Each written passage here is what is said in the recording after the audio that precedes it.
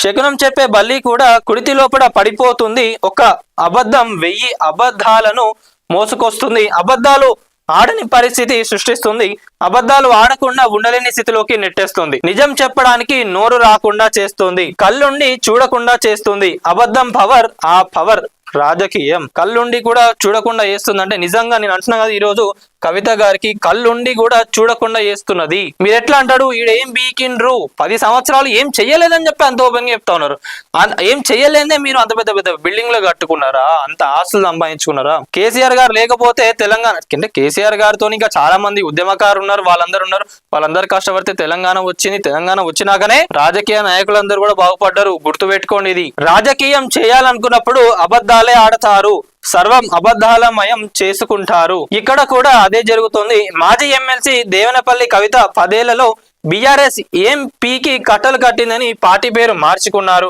దేశ రాజకీయాలకు ఎందుకు వెళ్లాలనుకున్నారు అనే ప్రశ్న సంధించారు. తెలంగాణ ప్రజల కళ్ళతో చూస్తే 10 ఏళ్లు ప్రగతి కనిపిస్తుంది. ప్రత్యర్థుల కళ్ళతో చూస్తే ఎడారి మాత్రమే దర్శనం ఇస్తుంది. అవునా కాదా అనేది ఒకసారి కామెంట్ లో పెట్టండి. మిగతా వాళ్ళందరికీ అనిపిస్తుంది, కవిత గారికి ఒక్కరికే కనిపించట్లేదంట. మరి కళ్ళ ముందు రత్నాలు కూడా గులకరాలే అనిపిస్తాయి. కేసీఆర్ 10 ఏళ్లలో చేసిన అభివృద్ధి ప్రజల ముందే ఉంది. అది ప్రత్యర్థులకు కనిపించదు, విమర్శలకు మాత్రమే పనికొస్తుంది. కవిత కన్నా కాంగ్రెస్ నయం. 10 ఏళ్లలో అవినీతి జరిగిందని చెప్తుంది. అంటే పనులు జరిగినట్లు పరోక్షంగా కాంగ్రెస్ ఒప్పుకున్నట్లే కదా. మరి ఇది కవిత గారికి ఎందుకు అర్థమైతలేదు? అదే అంటున్నా, ఏంటంటే అధికారంలో ఉన్న పార్టీ వలన 10 ఏళ్లలో అవినీతి జరిగిందని చెప్తా ఉన్నారు. అంటే అక్కడ డెవలప్మెంట్ జరిగింది కాబట్టి అక్కడ అవినీతి జరిగింది. మరి కవిత గారికి అది కూడా కనిపిస్తలేదో లేదు. అంటే పనులు జరిగినట్లే పరోక్షంగా కాంగ్రెస్ ఒప్పుకున్నది. అందుకే కాళేశ్వరం గురించి పదే ప్రస్తావిస్తుంది. కానీ కవిత అసలు ఏం జరగలేదంటూ కాళేశ్వరం కూడా ఆమె కంటికి కనిపించడం లేదు.